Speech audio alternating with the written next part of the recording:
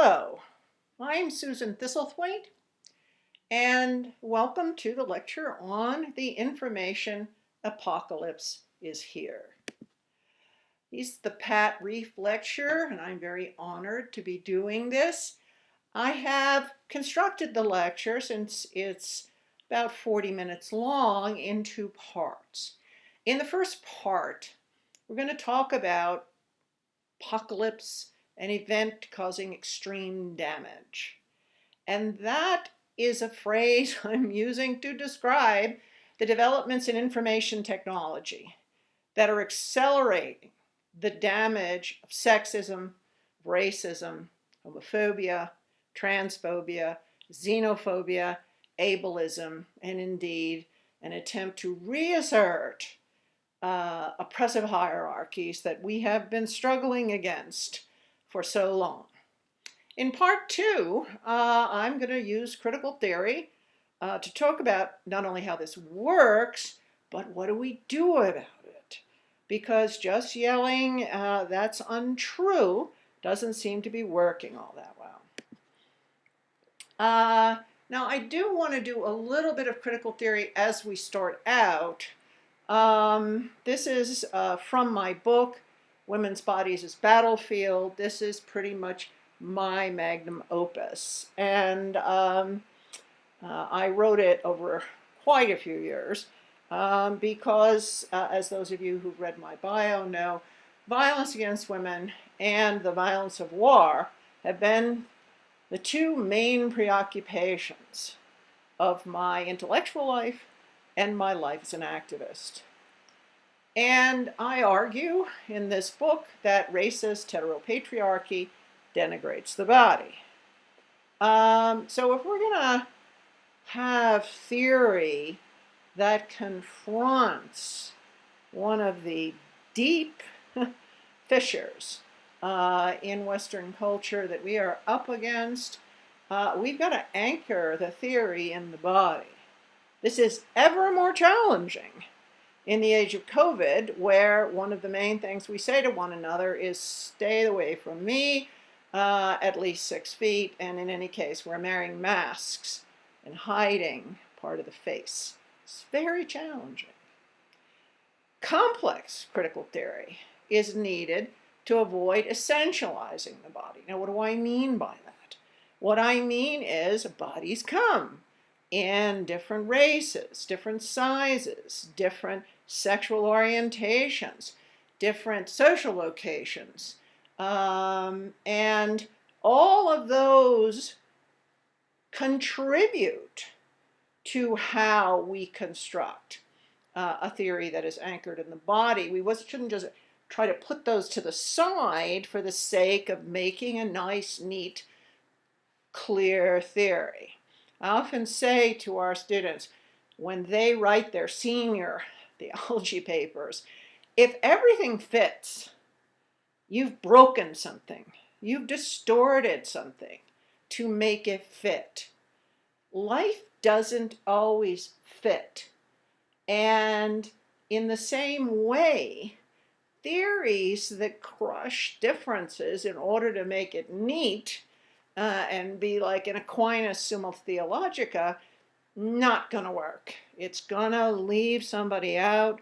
It's going to crush somebody's existence. Now, liberation, feminism, womanism, queer theory, Afrocentrism, and post-colonialism fit in this book and in my work. And it will be in this lecture. We're not going to get ourselves all overburdened by theory, right? I just wanted you to know that this is floating along underneath. And if you want to go further in this, by all means, read Women's Bodies as Battlefield if you have not done so. Because there I spend a long time explaining this. But you don't need to focus on the theory as much as on what is going to be illuminated by the things we're going to consider. So, apocalypse. Why use apocalypse? Well, in the middle of 2016, Abid Ovyaya, chief technologist at the Center for Social Media Responsibility and a fellow, warned of an impending crisis of misinformation in a presentation that he titled Infopocalypse. I think information apocalypse is a little easier to understand, but the infopocalypse is the system, pardon me, is actually rewarding information that's false, misleading, or polarizing. Now, he has obviously been proven right, but we want to focus on not only the effects, that is, the polarizing, the misleading, the false, but also on the mechanisms that facilitate that, because we're not going to be able to fight back if we don't look behind the curtain. The credibility of fact itself is under attack, and you know that very well. I want to show an effect of this. This is what is called deep fakes. Women's faces are transposed onto porn stars in videos. These videos have been weaponized disproportionately against women, representing a new and degrading means of humiliation. This has been used against women journalists, for example, women film stars, or prominent women in general. The fakes are extremely detailed, posted on porn sites, and increasingly challenging to detect. Their legality is still in question. Experts say some may be protected in the U.S. by the First Amendment, even though they can also be understood as defamation, identity theft, or fraud. But this is misogyny on steroids. Now, here's another example. Black Trump supporters. Black Trump supporters are generated by a troll farm in Romania. I think you will not be surprised to find this out. Facebook, that's finally getting its act together, I hope, has reportedly removed dozens of these Blacks for Trump accounts. And I just transposed into the video that you're seeing here some of the guys who are on the Black Trump supporters websites. And I think you can see the multiple permutations here of false. The Portland Bible burning story was a Russian disinformation. I mean, we're subject to this in an increasing, accelerating fire hose of disinformation. Here's another very disturbing, I mean, we used to say seeing is believing, but in fact, just like the misogynistic use of women's faces and porn in order to degrade them, this is from a White House briefing where Jim Acosta, a reporter, is asking challenging questions of the president. And this young woman who's an aide is trying to get him to stop speaking. And there was video of this, and the White House, and really there's plenty of research to show, altered the video to make it seem as though Acosta was being far more aggressive than in fact he was, and they moved his arm to make it seem like he was pushing this young woman. And Sarah Sanders distributed it. So these deep fake creators. Now here's it, one takeaway from this lecture, okay? One takeaway. They're right about the misogyny in our culture, right? Much of this faking to promote polarization, in the case of misogyny, wouldn't work if we are not already deeply misogynistic. Huffington Post, for whom I used to write, put up this Me Too, see beyond the hashtag, and I've written for the Washington Post, Huffington Post, the Chicago Tribune. I currently write for our local paper, and I wrote about Me Too, see beyond the hashtag. That racism, Islamophobia, homophobia, all structure violence against women. So there is a Me Too movement, but you cannot essentialize everybody into one form of misogyny. It takes the context and it uses the context. If I'm a lesbian, I'm going to experience misogyny in a particular way, and it will be different if I'm an African-American woman who is heterosexual and so forth and so on. So this went viral, which is 100,000 hits, very rapidly because it was picked up by one of the web crawlers. And, you know, this is a pivotal moment as we're doing this lecture, okay? There is a wealth of truth underneath the fake that makes it work. Russian bots are right about us when it comes to racism. White supremacists at Charlottesville and elsewhere are an aspect of the undealt with racism of this society. Thus, creating fake news, racist stories to divide us works because it is deeply rooted in the truth of this society that it is a racist society. White self-deception in a liberal form will say, well, this is not who we are. Yes, we are. Yes, we are. Otherwise, this would not work. Fake news is contributed substantially to the decline of public trust. And this is a Brookings analysis of that. Fake news headlines fool Americans 75% of the time. Now, when we get to the part of the lecture where I'm going to say what to do about it, critical consciousness about the fact that media is designed to polarize us and to bring about greater and greater hatred among various groups, we'll have to bring this back. Social media churn. People want news that confirms their particular bias. It's called confirmation news.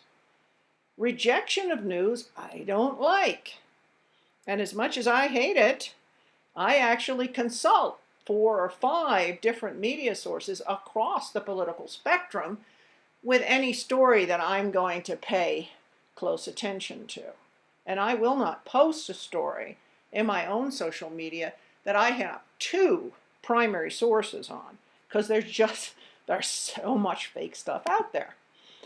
Now, Orwell, Orwell's 1984 has basically come true. And this discussion of newspeak is particularly relevant. Don't you see that the whole aim of newspeak is to narrow the range of thought? In the end, we shall make thought crime, which is thinking things against the state, literally impossible because there will be no words in which to express it. Twitter was made for this moment. Made for this moment. It's language reductionism. And doublethink is also a very useful concept that came out of 1984. The power of holding 2 contradictory beliefs in one's mind simultaneously and accepting both of them. I'm a really good Christian. I support someone who is a serial adulterer. How's that work? How does that work? That's doublethink. Now, Here's Orwell 2.0. I'm sure if you have been awake and aware in the last few years, you're familiar with these. The size of the inauguration crowd for Trump. Sean Spicer, many press secretaries ago, was the largest audience ever to witness an inauguration. And, you know, there's photos of President Obama's inauguration crowd and Donald Trump's. So Kellyanne Conway is asked about the discrepancy, these two things. And you're saying it is a falsehood, she pushes back. Sean Spicer, our press secretary, gave alternative facts. And this is a one big takeaway from, I think, the career of this woman. She gave the world alternative facts. Todd responded, alternative facts aren't facts, they're falsehoods.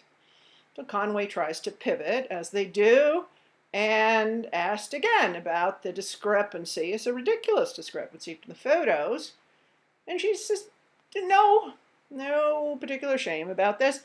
Your job is not to call things ridiculous. Press secretary and a president, it's not your job. Of course, it is exactly the job of a journalist.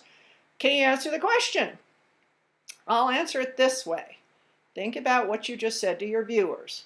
That's why we feel compelled to go out and clear the air and put alternative facts out there. Alternative facts are doublethink. Orwell 2.0. Increasingly, technology is used by the authoritarian state. And as you know, that's what 1984 is, an arrival of a completely fascist state. Facial recognition, if you can transpose faces onto porn videos, you can also do facial recognition and follow anyone anywhere. Even before masks were necessary for prevention of transmission of COVID-19, Antifa and other resistors against fascism wore masks so they could get out from under facial recognition. It's beginning to look a little too much like 1984, said Brad Smith, the president of Microsoft, on facial recognition. Authoritarian state is a threat. The Handmaid's Tales. Why are women dressing in the costumes from Margaret Atwood's dystopian novel, Christian fundamentalist theocratic regime that rose as a response to a fertility crisis? And attacks on reproductive choice are a cornerstone of theopolitics, that is, the combination of religion and politics. It is women's bodies that are the political battlefield. They are. Things are fought about the control of women's bodies, and I'm sure I'm not telling you anything you don't know. Now, here are the facts is not working. Now, lying. I think they would say lying is bad, but lying and language go hand in hand. Human development includes not only the ability to lie to others, but to lie to ourselves. And technology has facilitated this in every era. The agricultural revolution, the industrial revolution, and now today the technological revolution with its internet productivity, digital manipulation, and fake news. So I wrote a book called Dreaming of Eden, and another book you can consult if you want. The Garden of Eden is it's a story about why are things so messed up. There's a rupture in the history of humanity. Hunter-gatherer cultures is regarded as an innocent past, and settled agriculture produces story. But it's a story of, remember how great it was when we just had to go out hunting and not till this stupid ground? Whose fault is that? Those miserable women who invented agriculture. Well, women did invent agriculture. That's why cultural anthropology has paid so much attention to baskets and basket weaving. Women would gather, and then they walk along, the seeds would fall out, and some intelligent women looked down and said, hey, we don't have to keep roaming around. We can just plant these seeds, and we can stay here and till the soil. I mean, that's what's underneath the Garden of Eden. And the resentment of women is that deep. But you eat from the apple, and you know good and evil, and how to lie about it. How to lie about it. It comes with the territory of greater consciousness in the history of humanity, as does misogyny. You eat from the apple and you know good and evil. Recognize this? That's the symbol of Apple computers. It's not just an apple. It's an apple with a bite out of it. I mean, whoever thought of this, and I think it may have been Steve Jobs, but I don't know, it's a genius. So the capacity for deception and the development of language go hand in hand. You'd think that lying would always be a social threat. I mean, if you're hunting and there's bison over here, and one guy says to the others, oh, the bison are over in the other direction, and then goes get a bison for himself, he's going to be socially ostracized. However, lying does facilitate smooth social relationships. Does this shirt make me look fat? Of course you're going to say, no, no, it looks fine, Susan. Lying also, in a deeper sense, requires the capacity to imagine a different world. Art, fiction, theater, song all come from our capacity to imagine something that isn't factually true. So I'm going to argue there are better resources for taking down fake news than cries of fact. I don't think the problem is that Orwell is fiction these days. I think fiction, art, can help us deal with the information apocalypse. We have to imagine other ways forward. Lies work because they are based in deep truths. Fiction and deep truth require the return of narrative, and we must teach critical consciousness about media. 75% of Americans are falling for it.